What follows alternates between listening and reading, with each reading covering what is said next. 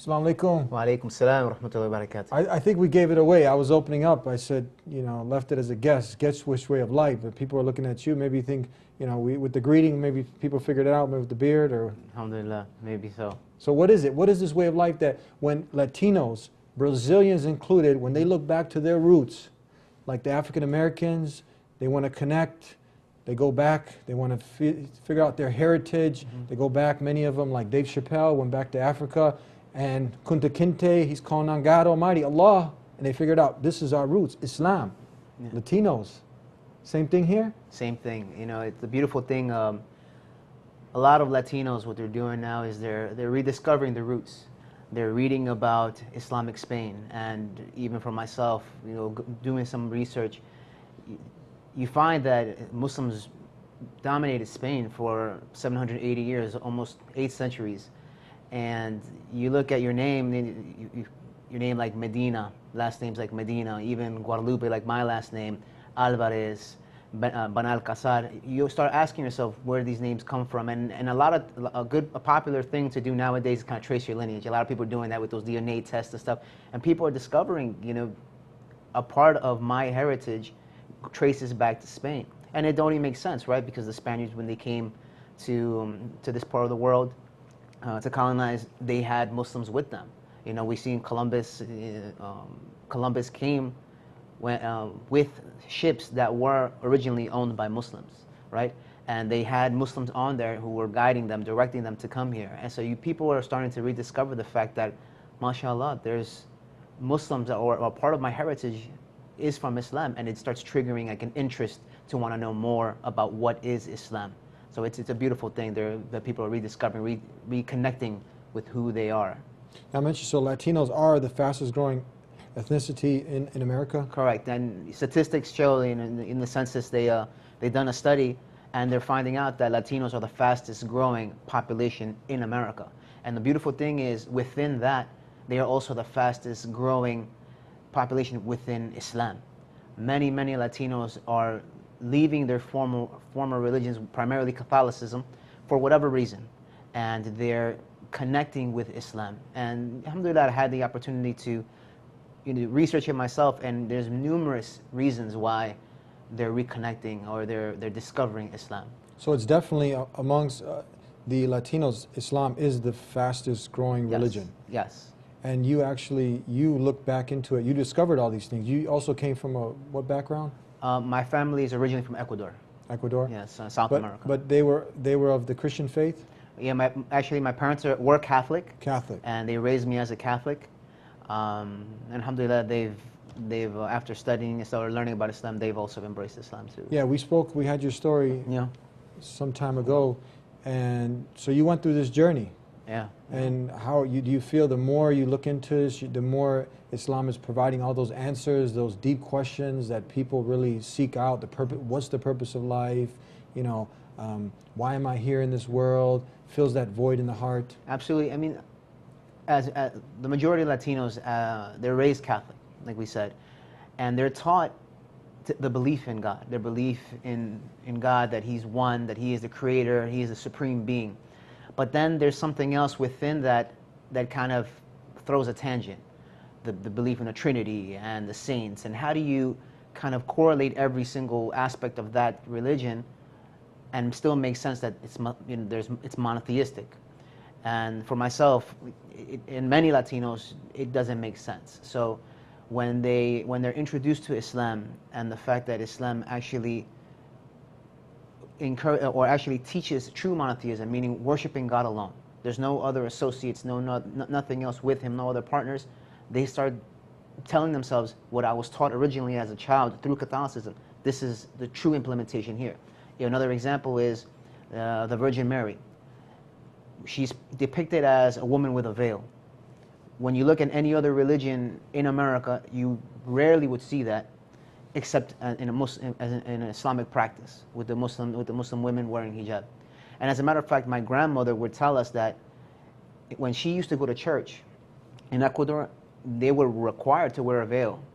And so when she saw that my mother started wearing a veil, she started seeing that, wow, this is where they truly practice that which they taught. There's so many other aspects, family values. Islam teaches and encourages family values. For example, when Allah mentions and worship Allah alone, and be kind to your parents, and don't ever raise your tone towards them, and show them mercy the way they showed you mercy as a child. The Quran mentions this, and families in Latino families are very, very close. I mean, your neighbor is taught to be your cousin. You basically treat them as your cousin. You bring them into your, and so when they see that the family values, especially in this time where society is trying to remove family values. I mean, it's very rare where families now meet at a table to eat. In Islam, it encourages that love and that respect and that admiration for each other in the family. So when Latinos see that that's part of Islam, they're drawn to that. I mean, there's so many other things, language. I mean, there's so many things that you can talk about that the reason why Latinos are starting to discover Islam as the true way of life, And another example with language. It's said, statistically, it's said that about 4,000 words originate from Arabic. In Spanish, words originate from Arabic. For example, like algodón, al-cotton in Arabic. For example, algebra, algebra. There's so many things. Like even when I discovered like where my name came from, Guadalupe, a part of it is Wadi, valley, and lupe, which is a Latin word for wolf. It blew my mind. I was like, wow, this is who we are. And many people are doing that, and it's just an amazing feeling when you find that connection, So really, it's just going back to the original way. Original way. That's it. The pure, organic, original way. When you go back and you look back to your history, the Latinos look back. It links back to Islam. Absolutely, absolutely. I mean, and it makes sense. As we mentioned, Muslims were in Spain for so long. They left their influence. If you ever vacation in Spain, you see masajid that are now have been changed to churches because of the change in the government, but they're still there. Their influences are there. Arabic writing is all over the wall. So when they're rediscovering that, they're asking themselves the question: okay, well, what else is there? If maybe my ancestors, my great grandfathers were Muslim, then what is it about Islam that that the reason why they practice it? Why is it that they did that? So I want to ask myself, and many people are doing that, and they're coming into Islam. We got a lot more to talk about. This is an awakening of the mind and the soul, so we can really be upon the truth, and we can really get that peace that we're all looking for when we get the purpose in life, why we're here, and we're discussing the fastest growing ethnicity, Latinos, and the way of life that they're drawn to because it's in their roots, it's in their history. We'll be right back with more here in The Dean Show. Don't go anywhere. Please subscribe to The Dean Show. Follow us on our official Facebook and Twitter pages in the links below. Please also help support The Dean Show by making a donation in the link below. Back here on The Dean Show, and we're talking about the Latino roots. Now I say Brazilians included. They're included in this bunch, right? Yes. Because they're one of my favorite groups also. You also train the Gracie Brazilian Jiu-Jitsu? Yes. And we have a lot of really nice people. They're also Latinos, the Brazilians. And there was actually an interesting picture. Health Gracie, you've heard of him? Yes. People are seeing it right now. He's actually in a thobe, and he's in front of a masjid, and it says he's seeking the blessings of God. Yeah, and I've gotten a chance to talk with him. He's a fabulous individual. And some people's faces, it just lights up. It's like the fitra inside that God has placed in all of us, right. That spiritual chip. And when God's name is mentioned, you talk about the pure natural way, because Islam is it just makes sense. Worship the Creator, not the creation. You're not worshiping any of these saints, dead people in the ground, doing these strange superstitions, weird stuff that push people away from religion. Right. Correct? Absolutely. So they get drawn into this. Do you also have this experience? Absolutely, and this is one of the reasons. It's a big reason why Latinos are embracing Islam. It's that direct connection. There's no in between. There's no intermediary. There's no asking other people for help and for example, confession and stuff like that. So many Latinos, when they discover the fact that it's just you and God, and you can ask Him for whatever help you need, you can ask Him for forgiveness, and it's just direct. Your forehead on the ground, and that's it. That's what people are looking for. Latinos are a big part of that, because they have that sense of faith. They have that sense of faith from their upbringing, and the fact that they discover that there isn't any need for hierarchy. You don't need to be a scholar or a leader of a masjid or of a mosque to have that direct connection. It just be me and you, the normal guy, having that direct connection, that deep rooted connection. It's a satisfaction to the soul for sure. That definitely connects. Now, did you also, some people have an infinity now, a deep love for Jesus, peace be upon him. And they don't know that it's a pillar of faith to believe in Jesus. But now, can you distinguish, because people they grow up in the Latin countries believing that he was God, literal Son of God. Right. What do you say about this? When I'm talking to Latinos and we're speaking about Islam, you know, letting them know about Islam, and we bring up the topic of Jesus because they ask, what is your relationship with Jesus? How does Islam view Jesus? And we simply tell them, I follow Jesus' example more now than I did before. I love him more now than I did before. And then when they ask, you know, how is that possible? And we share with them the story of Jesus from the Quran, from the Islamic point of view, and they see that there is a correlation with what they know, it draws them in. It's an attention grabber. It draws them in and wanting to know more. And especially when we explain to them the fact that we believe that Jesus was a messenger and prophet, and we clarify from our point of view the understanding of this concept of the Trinity. As Muslims, we don't believe in that because we don't associate Jesus as part of God or one of three. We believe him as a man who came with this message, just like all the other prophets and messengers. And for the mind, it's simpler to grab. It's just an easier concept to understand. And they begin to, because they already have that love for him, they realize Muslims also have that love, and they actually play the part, you know, and so they begin to draw more into that aspect and learn more about Islam.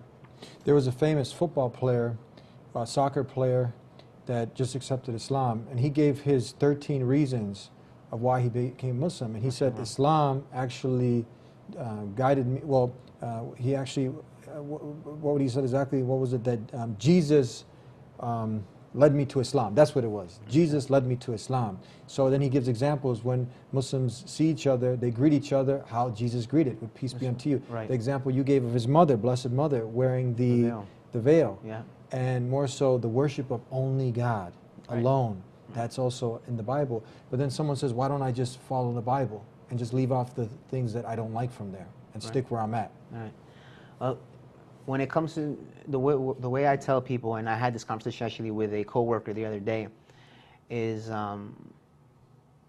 there's no doubt that even Christian scholars will say that the Bible historically is not a proven fact. It hasn't been preserved just the way the Quran was.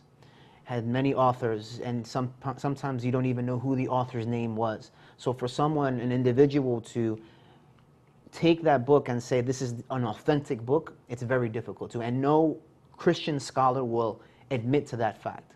They say it's just divine inspiration, divine words. It's something for the soul. But we don't want just something to have that's based on faith. We want something that's concrete too, that's based on facts. And with Islam, you get best of both worlds. It's a matter of having faith, but you also have the factual point that gives you that surety that this is a religion from God and it has been preserved. And a big example is the story of Jesus, the story of Mary, Moses, and all these historical figures that you find in Latino religions, whatever faith they follow, they find that, and they begin to ask themselves, well, let me look into Islam. And alhamdulillah, many are accepting Islam. It's the updated version now. Updated. It's just the continuation. It's, as some people say, it's the last chapter, right? It's the last end of it, and it's a clarification for those questions that many people have. Yeah. The common person will ask themselves, you know, well, what about the Trinity? How do you explain that? And if you're left just with someone telling you, well, you just have to believe. For me, it's hard. Like I can't just believe if. And I used to tell myself, if this is God's divine word, His religion, the religion everybody's supposed to follow, the universal religion, then why is it so difficult to understand? Why isn't it just clear cut? When you look at Islam, alhamdulillah, it's, you know, 1 + 1 is 2, 2 + 2 is 4. It's clear. It's the way it is, and many people who give themselves the time, who open their minds and hearts to it, they will understand that fact. It's the way of life that has no more updates to it. It's No been, more. you know, you get the seal. phone, the iPad, it keeps updating, Right. and if you want to go back to a prior version, you can't even use it anymore. Right. But Islam, there's Islam no is more the update. seal. It's the seal. It's the seal. That's it. It's it. But and it's a beautiful thing. And you know, one great thing is for many Latinos is that there's a balance. You know, Allah mentions in the Quran that verily we have made this nation a balanced nation. So there's no need for you to be a specific title, have a specific title, like for example, a priest or a nun, to have a level of religiosity. You know, you don't have to go to extremes and abandon the world to be very religious. No, Islam, it teaches us balance. And for Latinos, when they realize, wow, I don't have to be extreme in my belief, I just have to worship God alone and do what He has commanded, my 5 prayers, my fasting, pay if I can, the charity, make Hajj, you know, if I can, make the pilgrimage if I can. And then that is enough for people. And they begin to realize that because of that balance, they want to embrace that. That's a true way of being able to connect with Allah. And I'm sure you're starting to have an infinity to this. It makes sense. Absolutely. It makes sense. It's common sense. Worship the Creator, not the creation. Deep love for Jesus, but He was a mighty messenger. And never ever did He say in any version of the Bible, worship Him or take Him as a literal Son of God. He was a servant of God, calling people to worship God. That's it. We got some more to talk about with you on The Dean Show. You're not going anywhere, are you? I'm not going We'll be anywhere. right back, inshallah. Don't go anywhere. Please subscribe to The Dean Show. Follow us on our official Facebook and Twitter pages in the links below. Please also help support The Dean Show by making a donation in the link below. Back here on The Dean Show. Now, we originally started talking about the roots. The Latinos have roots in Islam. Yes. African Americans have roots in Islam. Humanity has roots in Islam because the first man who was created, Adam, he was neither a Jew or a Christian, but he submitted himself to God. Abraham, he didn't submit to anyone in creation. He didn't even hear in any of these religions. But when he was told to do what? Submit to the will of God. That's Islam. Is that Absolutely. not what it is? Absolutely. So let's go back a little bit to Spain, where now you had the Muslims, they were actually the superpowers of the world. Yes. And can you take because most people, it's a very amazing topic, and, Right. and many people don't know about, you know, the comfort that Jews and Christians and humanity was really, you know, at a different level at that time. Right. You know, it's historically, and we know as Muslims that after the death of the Prophet, peace be upon him, many of his companions took it upon themselves to start propagating the message of Islam, and they took it to all the 4 corners of the earth. And not too long after his death, about 70, 80 years, Muslims took it to Spain. And it was led by a man named Tariq ibn Ziyad. And he took Islam to Spain, and with the purpose, of course, of spreading Islam. And we know Islam, we said Islam is peace. Islam is surrendering to Allah.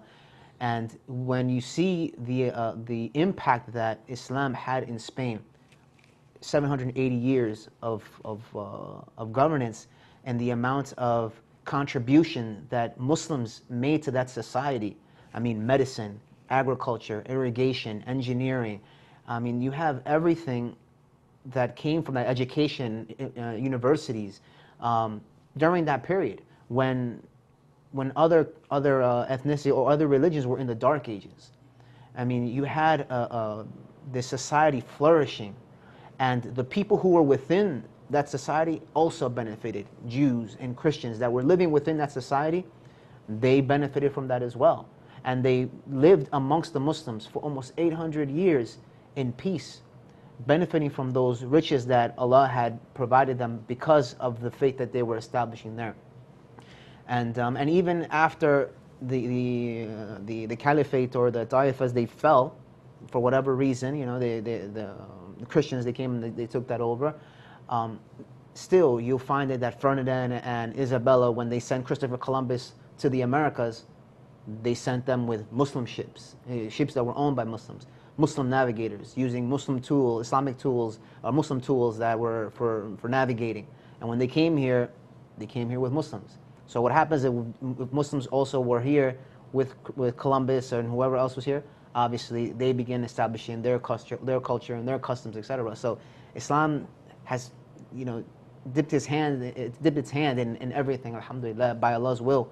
And that's one of the beautiful things. And many people don't know that. Many people don't realize how impactful Islam was for 800 years and the level of peace that it brought to anybody, whether you were a Jew, Christian, even non-religious, you didn't have any denomination, and Muslim. So it's an amazing thing. And when people realize that, they can see true Islam at its essence. You have some Latinos families, because it's spreading so quickly, Yeah. they end up seeing their daughter who was out there being promiscuous. She was at the nightclubs. She was doing all sorts of things, maybe the son also. And you know what? They really didn't raise havoc. But now she came home and she don't want to live that life anymore. Right. She don't want to be used and abused by men. She don't want to be a sex object, sex toy. And now she's covered her modesty. They see this as something strange. They see her bowing down her head 5 times a day. And now they start to, correlate the two, and they see, like, look, Muslims, my daughter, oh my God. How do you say oh my God in Spanish? Ay Dios. Ay Dios, what's going on? Terroristo, what's happening here? Yeah, right? Yeah.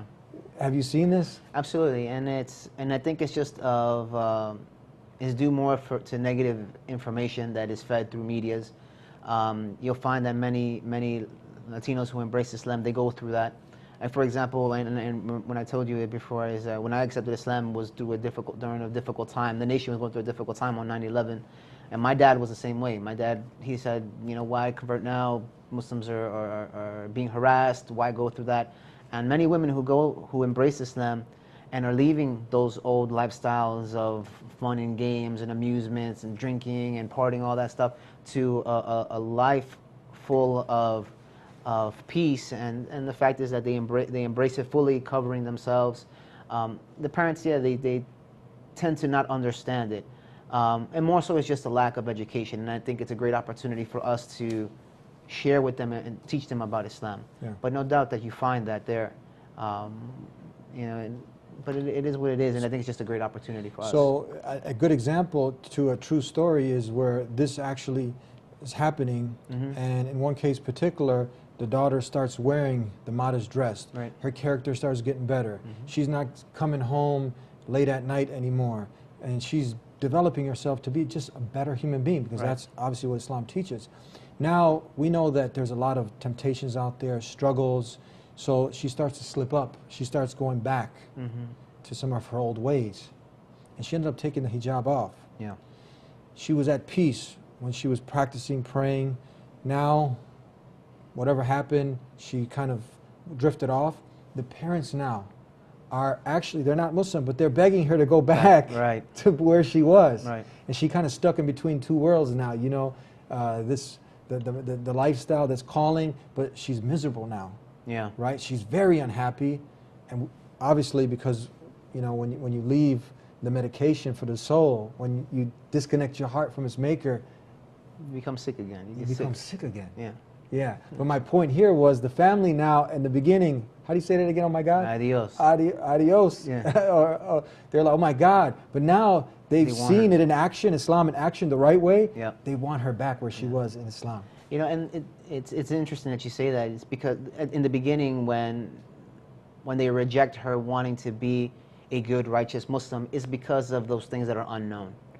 But then when they see her falling back into into the wrong path, Latinos in general, they know what's right and what's wrong. Even it's a general rule in humanity. We know what's right and what's wrong.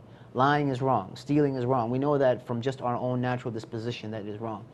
And Latinos, the hard part is they don't want them to leave their cultural, upbringing. I don't want you to be Muslim because then you're going to break the family ties. But in reality, actually, Islam closes them.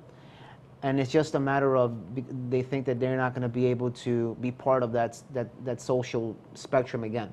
A big issue, they don't want to partake in that fun or anything like that.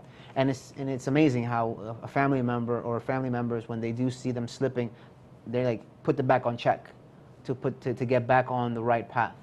And again, I think the most important thing in this opportunity for the sister and for the family is to have other Muslims, Latino Muslims, share with them about Islam, teach them about Islam, so that a situation like this doesn't happen. You've seen families kick their kids out because they embrace Islam. But it's an opportunity for us to open those doors of communication, educate people about what Islam is, and hopefully make sure that things like that don't happen.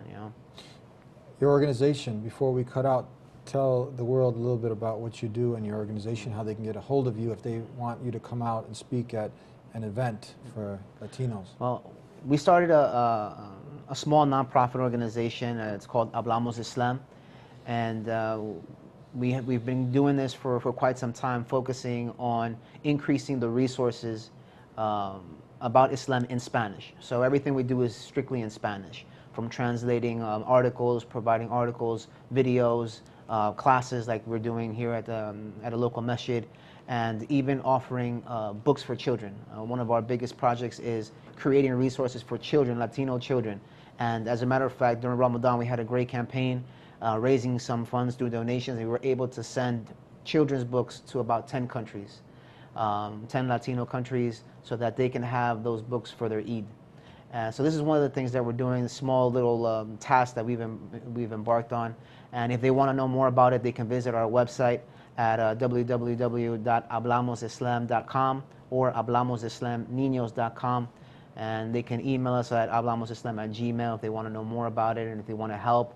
We're open for suggestions and comments, and we're trying to do the best we can.